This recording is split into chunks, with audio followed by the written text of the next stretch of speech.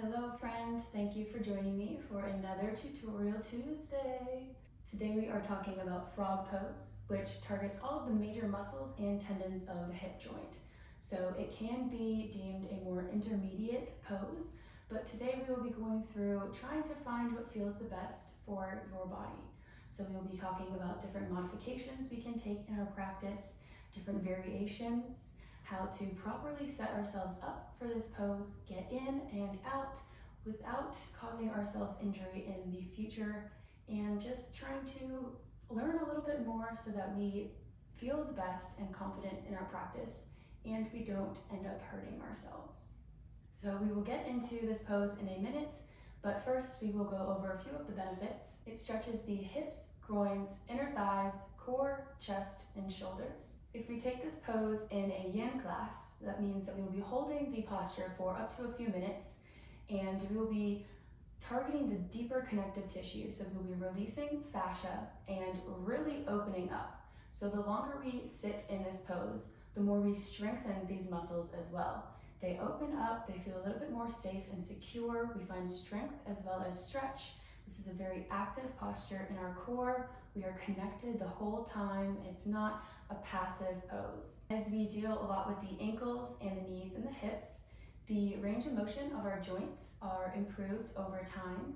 And this pose can also help relieve lower back pain as it works through the hip flexors, which are connected to our lower back. And if we have lower back pain, sometimes it can be caused by tight hip flexors, so this pose really helps us open up and maybe relieve some of that pain. This pose helps improve our posture as well as having an energizing yet calming effect on the body.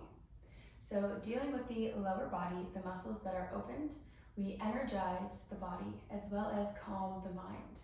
We need to use a lot of deep breaths to help us release. We open up with every exhale, and it helps to calm down the nervous system.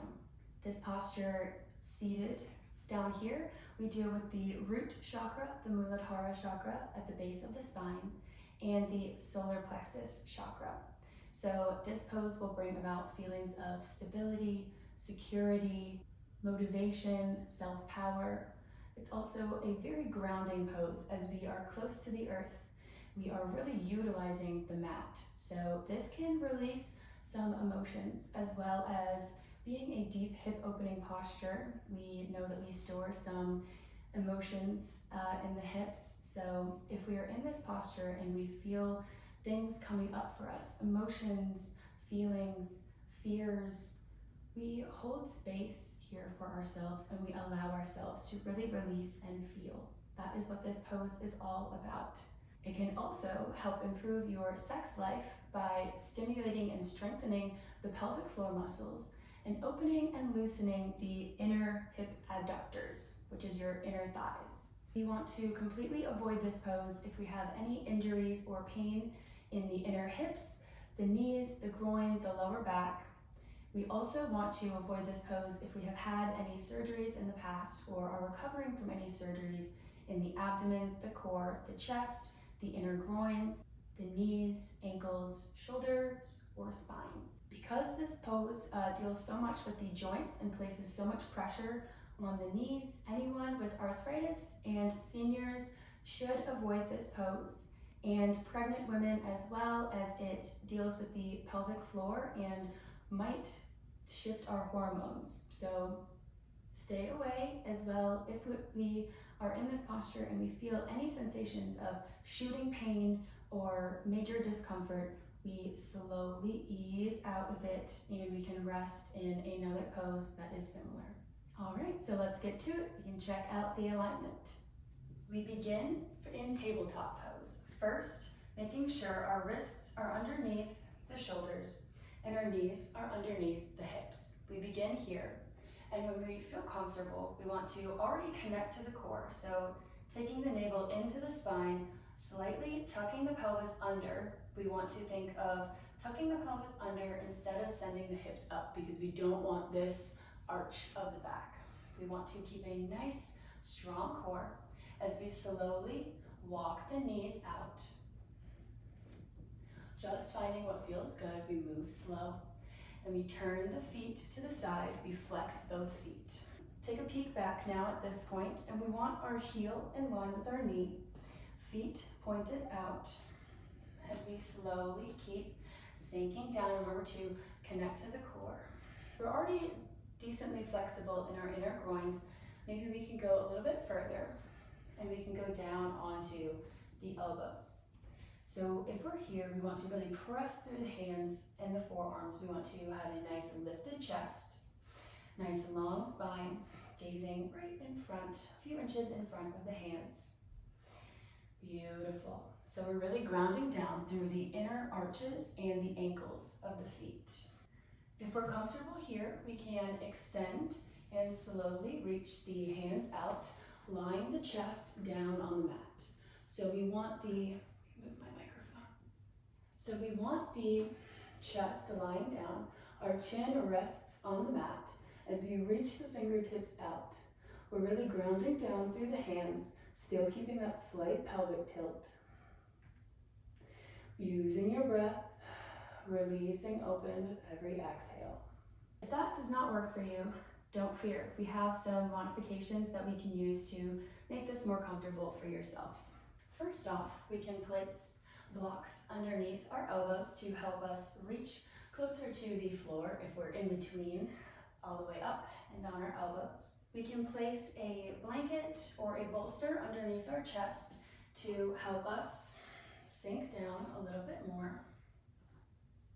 Or we can place the blankets underneath our knees to give us a little bit more pad here, especially if we know that we kind of use a little bit more padding in our practice for our knees. We can always use blankets, and we can sink a little bit deeper. We have the option to take wide child's pose instead. Still keeping the same fundamental alignments, sending the hips back to open. We can also take a little different variation of frog pose where we send the hips back a little bit. We can take the feet in towards the hips more, not in line with the knees, and kind of lean back to open the inner groins a little bit more. We also have the option to take one leg at a time. So if we have frog pose for 5 minutes, we can take 2.5 minutes on each side, just placing one leg out and resting our forehead down on the mat. We can also use our trusty dusty friend, the wall, here to place the soles of the feet on the wall and use that as a little bit of support and stability. The variations of this pose are almost the same as the modifications. We have our half frog, we have our down on our forearms, or extending the arms all the way. And we have our hips back and our feet together. Because this pose is so intense on the inner groins, we want to make sure that we are properly warmed up. So here are a few preparatory poses that we should include in our practice or as a little warm-up for this pose. Happy baby, pigeon, bound angle, and goddess pose. And we have some counter poses as well I will show you. Always want to balance out the body, especially after such an intense posture in one area. We have child pose. We have garland pose or malasana. Wind release.